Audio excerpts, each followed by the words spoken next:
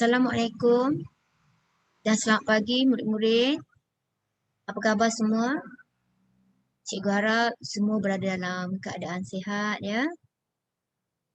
Baik, kita teruskan pembelajaran kita pada hari ini ya untuk mata pelajaran Bahasa Melayu tahun 3 Erat tarikh 18 Februari 2021 hari ini hari Khamis, dan kemahiran yang akan kita pelajari pada hari ini ialah ayat tanya dengan kata tanya. Baik, kita teruskan.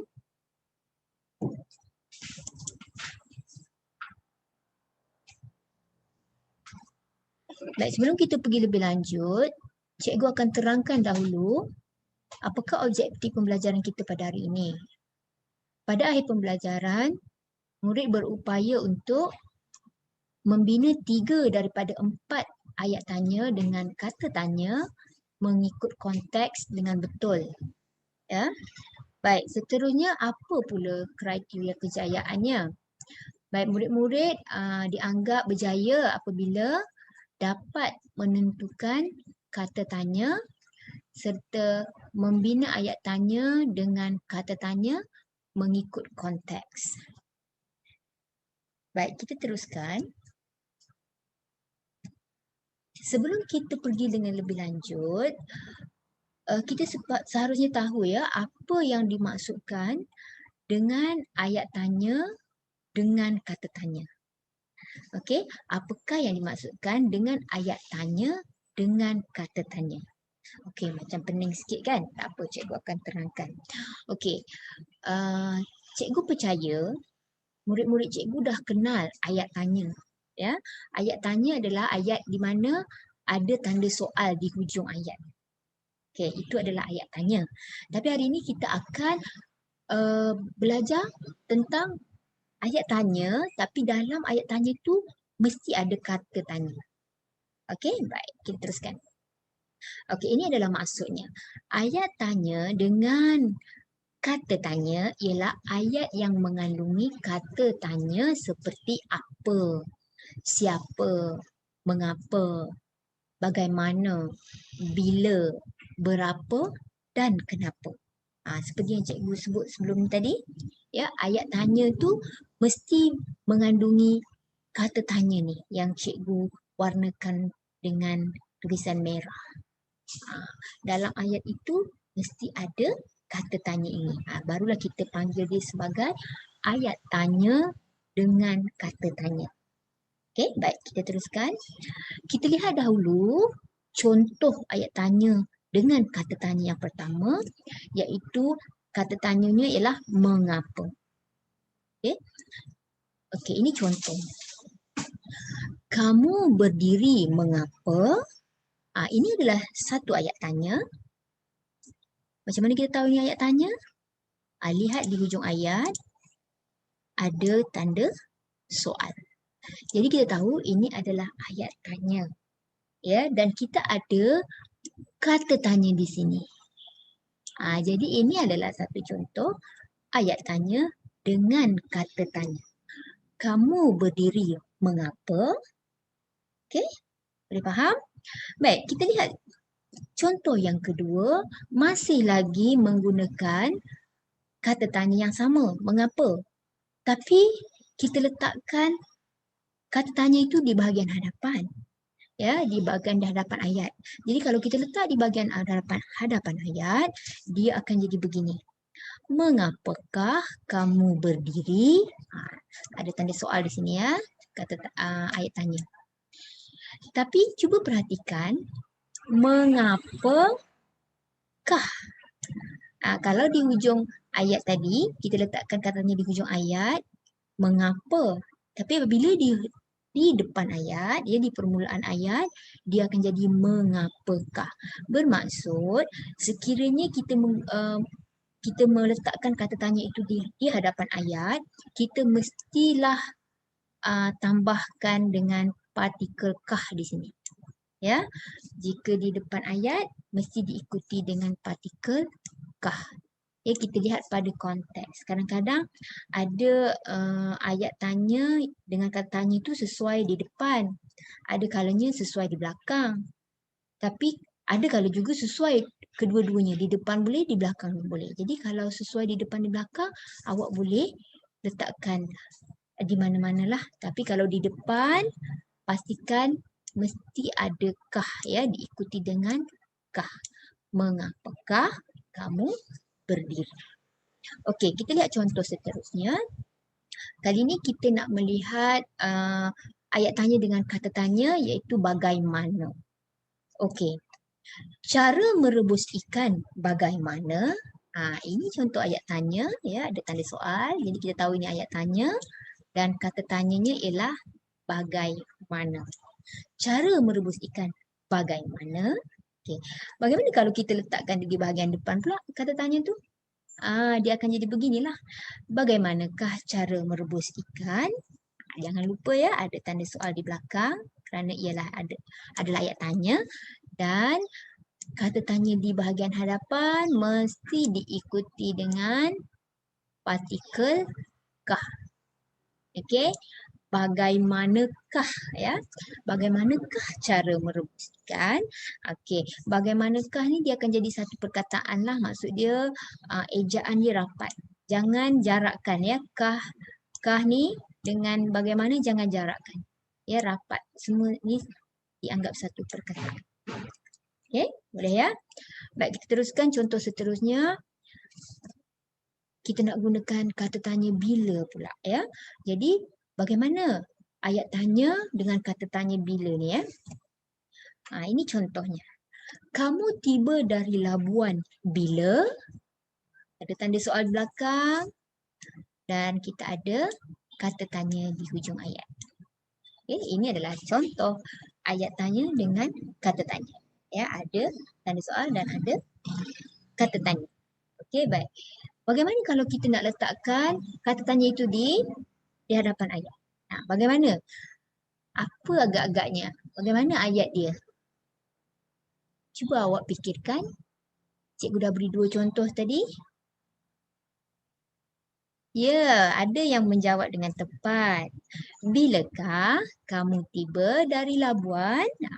Pastikan ada tanda soal di belakang kerana ayat tanya dan kita letakkan di hadapan ayat kata tanya itu bila dan diikuti dengan partikel kah. Ya, partikel kah. Okey, dia akan jadi bilakah kamu tiba dari Labuan? Ya, ataupun ayat pertama tadi, kamu tiba dari Labuan bila? Sama ya, soalan yang sama. Cuma bezanya kata tanya itu di depan ataupun di belakang. Kalau di depan, tambahkan partikel kah. Baik, seterusnya. Kita cuba menggunakan kata tanya berapa. Harga ayam itu berapa? Senang saja kan? Jadi kalau kita nak letakkan di bahagian hadapan, ya kata tanya itu di bahagian hadapan, dia akan jadi berapakah harga ayam itu? Jangan lupa partikel kah di sini. Dan kedua-dua ayat ini mesti ada tanda soal dan juga kata tanya. Ya, inilah yang kita maksudkan ayat tanya dengan kata tanya. Okey, kita faham ya? Baik, kita teruskan kata tanya seterusnya. Kita cuba lihat contoh ini. Awak datang lambat kenapa? Atau kita boleh ubah kata tanya itu di bahagian hadapan ayat, dia akan jadi kenapakah awak datang lambat? Kan? Tambahkan partikel kah. Jika kita meletakkan kata tanya di permulaan ayat. Okey, sangat mudah kan? Okey, baik. Seterusnya, kita akan melihat contoh ayat tanya dengan kata tanya mengikut konteks. Yang cikgu beri contoh sebelum ni tadi, itu adalah secara umum saja. Ya. Sekarang kita nak lihat bagaimana ayat tanya dengan kata tanya mengikut konteks. Okey. Okey, lihat pada skrin. Okey, perhatikan. Ini adalah dialog yang cikgu ambil daripada buku teks ya. Baik, ayat tanya dengan katanya. Tajuknya ialah jimatkan elektrik. Okey, jika awak perhatikan kita ada dialog di sebelah kiri yang berwarna biru tu ya, kotak yang berwarna biru ni. Tak nampak sangat ya, kejap cikgu tukar. Okey ni, kotak yang berwarna biru ni ada dua dialog di sini. Adalah dialog mentol bulat ni. Kemudian yang berwarna jingga ni, dua dialog berwarna jingga adalah dialog mentol. Mentol panjang ni lah, mentol berbentuk silinder ni kan. Okey, baik, sekarang kita nak melihat apakah dialog ya yang diucapkan oleh mentol berwarna yang bulat ini yang di dalam kotak warna biru ni ya, tapi apa yang harus kita tulis dalam kotak itu ya, ayat tanya dengan kata tanya yang bagaimana yang kita nak tulis dalam kotak ni. Jadi kita mesti melihat pada konteks lah, pada keseluruhan dialog ini. Jadi kita lihat kepada dialog sebelum atau dialog selepasnya. Okey, kalau kita lihat pada kotak warna biru ni, ada tak dialog sebelum? Tak ada kan? Jadi dialog selepasnya ialah di sini. Jadi untuk menentukan apakah ayat tanya yang sesuai di sini, kita mesti melihat kepada dialog selepasnya kerana dialog sebelum tak ada kan. Jadi kita baca di sini. Peti sejuk ini kepunyaan keluarga Alice. Daripada dialog ini ya, kita dapat menentukan apakah ayat tanya yang sesuai di sini ya, ayat tanya dengan kata tanya yang sesuai. Okey, jadi kita lihat sama-sama. Inilah ayat tanya yang sesuai untuk dialog di sebelah kanan tadi. Peti sejuk ini kepunyaan siapa? Ini adalah ayat tanya. Ada tanda soal di belakang dan ada kata tanya. Ya, jadi peti sejuk ini kepunyaan keluarga Alice. Jadi ini adalah jawapan yang tepat ya.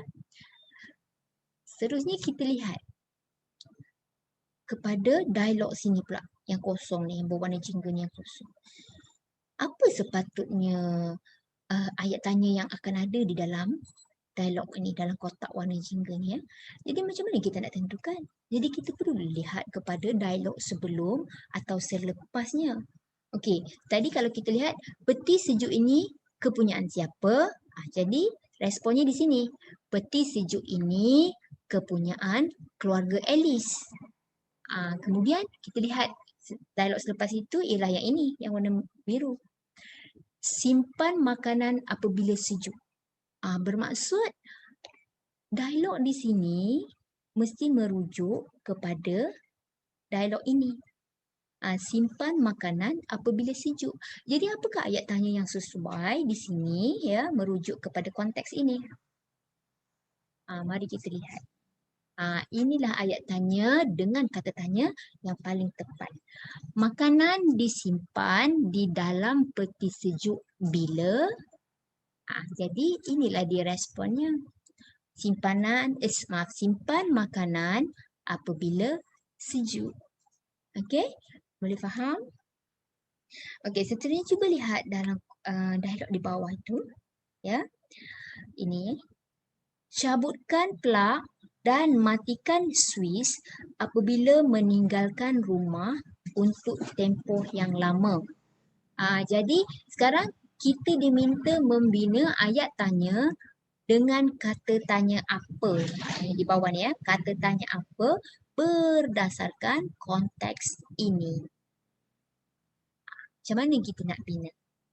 Okey, kita lihat kepada contoh ini. Okey, ini dia tadi kan.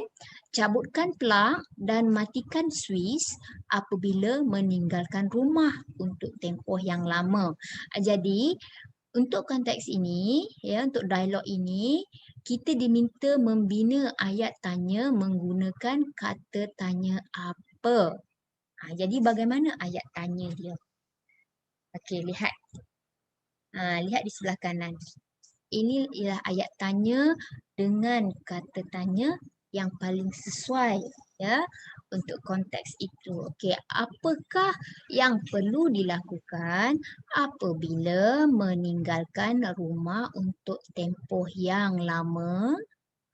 Jadi inilah jawapan dia kan.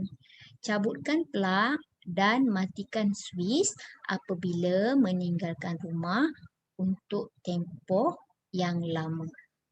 Okey, boleh faham? Okey, baik. Seterusnya, lihat kepada dialog yang kedua di bawah ni. Letakkan makanan di dalam bekas yang bertutup sebelum disimpan. Okey, jadi kita diminta menggunakan kata tanya bagaimana untuk membina ayat tanya berdasarkan konteks ini. Jadi kita lihat apakah ayat tanya yang sesuai. Untuk konteks ini, kita sesuai untuk kita letakkan kata tanya di bahagian belakang. Okey. Cara meletakkan makanan sebelum disimpan bagaimana? Jadi, responnya ialah letakkan makanan di dalam bekas yang bertutup sebelum simpan. Okey? Baik. Bagaimana pula kalau kita nak letakkan bagaimana tu di bahagian depan? Boleh juga tengok pada konteks. Ya? Untuk soalan ni tadi, yang pertama kita letakkan bagaimana di bahagian belakang. Ya? Tapi sekarang cikgu nak ubah, cikgu nak letakkan kata tanya tu di bahagian depan. So dia akan jadi begini. Ya? Bagaimanakah cara meletakkan makanan sebelum disimpan? Kalau kita letakkan di bahagian depan, jangan lupa ya masukkan ataupun diikuti dengan partikel kah di belakang kata tanya itu. Ya. Baik, seterusnya kita lihat yang ketiga, pintu saya tidak boleh dibuka dengan sekerapnya. Banyak tenaga elektrik akan digunakan untuk mengawal suhu badan saya. Jadi untuk konteks ini, ya, kita diminta untuk membina ayat menggunakan kata tanya mengapa. Jadi kita lihat. Ini adalah contoh ayat tanya yang sesuai untuk konteks ini ya. Mengapakah pintu peti sejuk tidak boleh dibuka dengan kerapnya? Mengapakah kita letak di depan kata tanya itu dan mesti diikuti dengan partikel kah. Okey? Boleh faham? Baik, seterusnya lihat yang terakhir, letakkan saya jauh dari dapur gas dan jarakkan saya dari dinding. Jadi kita akan gunakan kata tanya di mana. Jadi dia akan jadi seperti inilah. Peti sejuk perlu diletakkan di mana? Di mana ya. Jadi kata tanya tu di belakang. Jadi tidak perlu tambahkan partikel kah. Tapi kalau kita nak tukar dia di depan, kita lihat pada konteks. Sesuai tak dia letakkan kata tanya tu di depan? Jika sesuai, kita boleh letakkan seperti ini. Di manakah peti sejuk perlu diletakkan? Jadi bila diletak di bahagian depan, kata tanya tu kita mesti diikuti dengan partikel kah. Ya? Jadi ini adalah contoh bagaimana kita membina ayat tanya ya berdasarkan konteks. Berdasarkan konteks ya. Jadi kita mesti bacalah dulu sebelum kita dapat membina ayat tanya yang tepat. Ya, sebelum kita membina ayat tanya tu kembali kepada kriteria kejayaan tadi. Ada 2 tadi kan? Siapa masih ingat? Apa dia yang pertama? Ya, betul. Kita mesti dapat menentukan kata tanya dahulu. Berdasarkan konteks itu, apa kata tanya yang sesuai? Bila kita dapat menentukan, kita teruskan dengan membina ayat tanya menggunakan kata tanya yang telah kita tentukan tadi. Baik? Baik, seterusnya masa untuk menjawab soalan latihan. Ya, jadi cikgu minta murid-murid untuk semak latihan yang cikgu masukkan dalam Google Classroom. Ya. baca apa yang ada dalam soalan, ya, baca satu persatu, cuba fahami, ya, cuba tentukan apa dia kata tanya yang sesuai sebelum membina ayat tanya untuk konteks tersebut. Ya, jadi itu sahaja untuk kali ini. Ya, semoga kita berjumpa lagi pada sesi yang akan datang. Jadi sekiranya tidak faham, boleh ulang semula video ni, ya, untuk cuba memahamilah apa yang kita pelajari, dan andainya masih lagi tidak faham, boleh masukkan dalam komen di dalam Google Classroom. Nanti cikgu akan baca, ya. Baik, untuk itu setakat itu saja untuk hari ini, ya. Sehingga berjumpa lagi. Assalamualaikum. Bye.